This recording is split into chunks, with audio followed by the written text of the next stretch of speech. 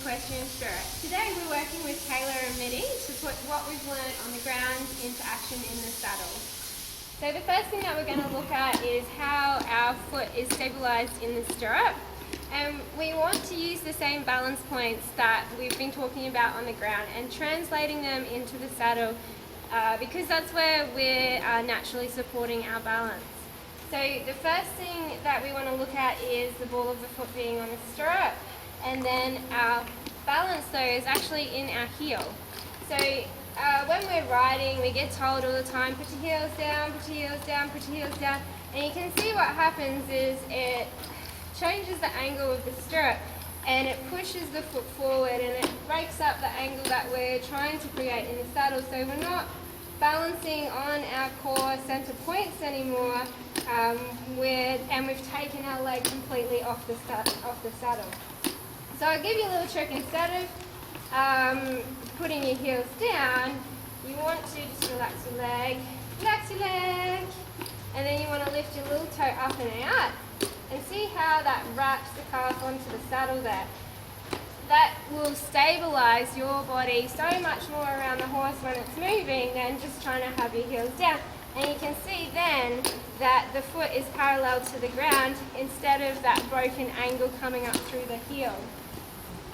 And then what you can do is you can train your foot forward, but you always want to start with the calves first and then bringing your toes forward just to tidy it out. Okay, so the next thing that we're going to talk about is the knee, and that's the most common thing that I see go wrong with horse riders, particularly that aren't getting a lot of regular lessons, is we end up tightening up our inner leg and holding on with the inside of our leg and our knee instead of our lower leg. And if you can see the way that Kayla's put her leg on there, the first thing that's come off is her leg.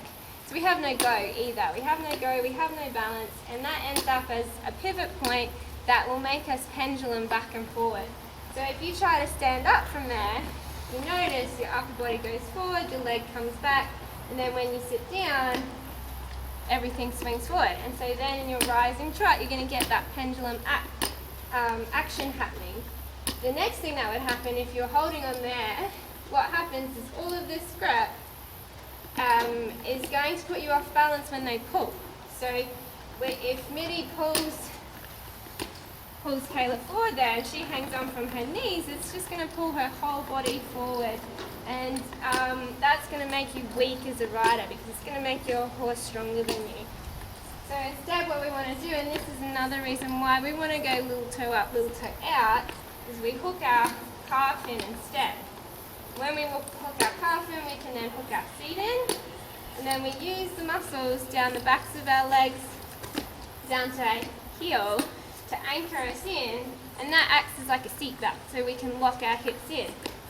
So then, when we use the reins, and when we get pulled forward, we can anchor ourselves against the horse, and we won't lose the strength of our position and our core stability when we're riding.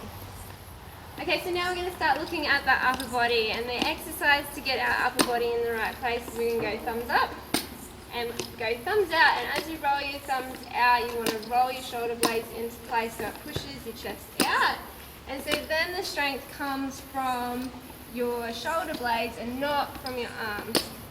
And then as you bring your hands back, like you're going to hold the reins, you want to keep those shoulder blades flexed open so that you can give and take through your elbow, and that allows for the elasticity of the rein contact while still being able to maintain that strength of your upper body.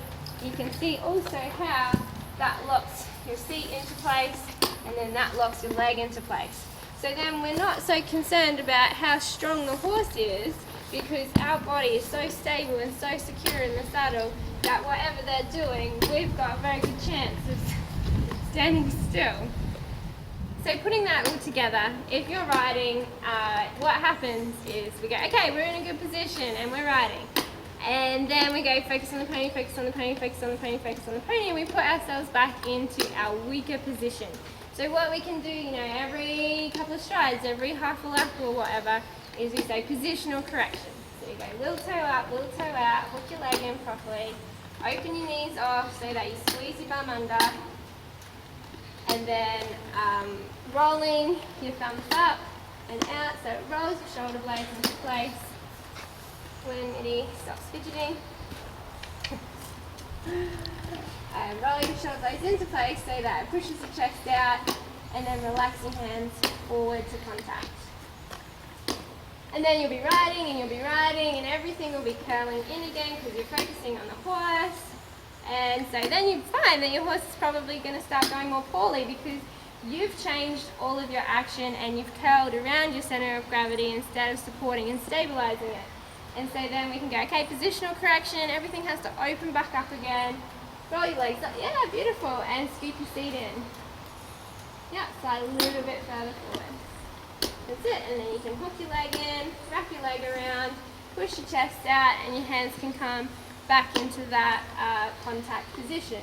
And so then you can stay strong and centered through your seat, you can stay strong and centered through your upper body, you can lock yourself in with your legs, and then you're not going anywhere.